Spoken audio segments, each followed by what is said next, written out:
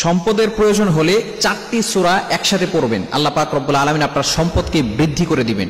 এটা আমার কথা নয়, তিরমিজি শরীফের 2895 নম্বর হাদিসের ভিতরে রয়েছে। আনাস ইবনে মালিক রাদিয়াল্লাহু তাআলা আনহু থেকে বর্ণিত, নবীজি সাল্লাল্লাহু আলাইহি ওয়াসাল্লামের কাছে একবার এক ব্যক্তি এসেছে। নবী সাল্লাল্লাহু আলাইহি ওয়াসাল্লাম বলেছেন, তুমি কি বিয়ে করেছো? হাল তাজাওয়াজতা ফুলান? নবী সাল্লাল্লাহু আলাইহি ওয়াসাল্লাম জিজ্ঞেস করেছেন, অমুক কি তুমি কি বিয়ে করেছো? তখন সে বলতেছে, ইয়া রাসূলুল্লাহ, আমি বিয়ে করি নাই, আমার কাছে সম্পদ নাই। তখন নবীজি সাল্লাল্লাহু আলাইহি ওয়াসাল্লাম এই 4টি সূরার কথা বলেছেন।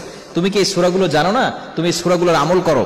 বিশেষ করে সূরা ইখলাস, 1 নম্বরে সূরা ইখলাস। ইখলাস হচ্ছে একেবারে ছোট্ট একটি সূরা, তবে এই সূরার ভিতরে অনেক ফজিলত রয়েছে।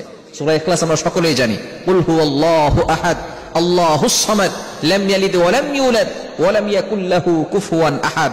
এই সূরার ভিতরে আল্লাহ তাআলার পরিচয় রয়েছে, আল্লাহ পাক রব্বুল আলামিনের একত্ববাদের ঘোষণা রয়েছে। নবীজি সাল্লাল্লাহু আলাইহি ওয়াসাল্লাম যখন মক্কার ভিতরে দাওয়াত দেওয়া শুরু করলো, তখন কাফেররা বলা শুরু করলো, আমাদের দেব দেবতা তো অনেক, কোটি কোটি দেবতা আছে আমাদের, তোমার প্রভু কয়জন, আল্লাহ কয়জন? তখন নবীজি সাল্লাল্লাহু আলাইহি সাল্লামের উপরে আল্লাহ পাক রব্বুল আলামিন এই সূরা নাযিল করে দিয়েছেন, কুল হুয়াল্লাহু আহাদ। নবী হে, আপনি বলে দেন আল্লাহ এক, আল্লাহ অদ্বিতীয়। কুল হুয়াল্লাহু আহাদ আল্লাহুস সামাদ লাম ইয়ালিদ ওয়া লাম ইউলাদ ওয়া লাম ইয়াকুল লাহু কুফুয়ান আহাদ। এটা নবী সাল্লাল্লাহু আলাইহি ওয়াসাল্লাম জানিয়ে দিয়েছেন।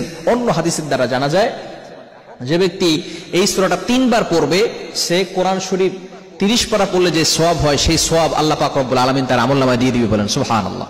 শুধু তাই নয়, নবীজি সাল্লাল্লাহু আলাইহি সাল্লাম আরো জানিয়ে দিয়েছেন, যে ব্যক্তি 10 বার সূরা ইখলাস তেলাওয়াত করবে, আল্লাহ পাক রব্বুল আলামিন তার জন্য জান্নাতের ভিতরে একটা প্রাসাদ নির্মাণ করে দিবে, বলেন সুবহানাল্লাহ।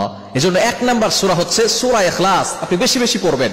কুল হুয়াল্লাহু আহাদ আল্লাহুস সামাদ লাম ইয়ালিদ ওয়া লাম ইউলাদ ওয়া লাম ইয়াকুল লাহু কুফুয়ান আহাদ।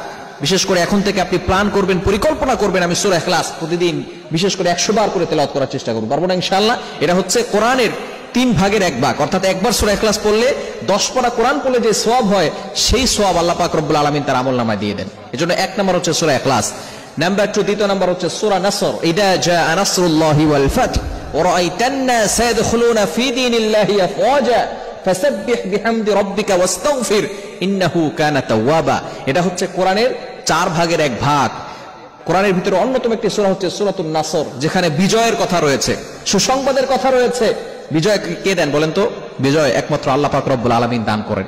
কোন ব্যক্তি শক্তির জোরে বিজয় লাভ করতে পারে না, কৌশল করে বিজয় লাভ করতে পারে না, বিজয় একমাত্র আল্লাহ পাক রব্বুল আলামিনই দিয়ে থাকেন। এজন্য অবশ্যই বিজয়ের ক্ষেত্রে আপনি সূরাতুন নাসর বেশি বেশি তেলাওয়াত করবেন। 3 নাম্বার হচ্ছে সূরা কাফিরুন, কুল ইয়া আইয়ুহাল কাফিরুন লা আ'বুদু মা তা'বুদুন ওয়া লা আনতুম আ'বিদুনা মা আ'বুদ ওয়া লা আনা আ'বিদুম মা আ'বাদতুম ওয়া লা আনতুম আ'বিদুনা মা আ'বুদ লাকুম দীনুকুম ওয়ালিয়া দীন। সূরা কাফিরুন বেশি বেশি পড়বেন। এবং 4 নাম্বার হচ্ছে সূরাতুল জিলজাল, ইদা যুলজিলাতিল আরদু জিলজালাহা। এটা হচ্ছে পবিত্র কোরআনুল কারীমের 4 ভাগের 1 ভাগ।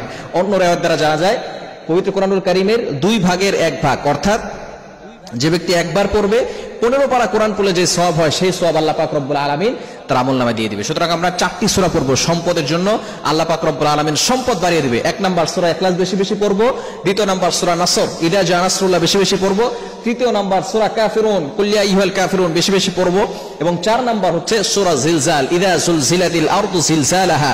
চমৎকার এই 4টি সূরা যদি আপনি প্রতিদিন আমল করতে পারেন, আল্লাহ পাক রব্বুল আলামিন আপনার সম্পদ বৃদ্ধি করে দিবেন। আল্লাহ তাআলা আমাদের সকলকে হালাল ভাবে সম্পদের মালিক হওয়ার তৌফিক দান করে।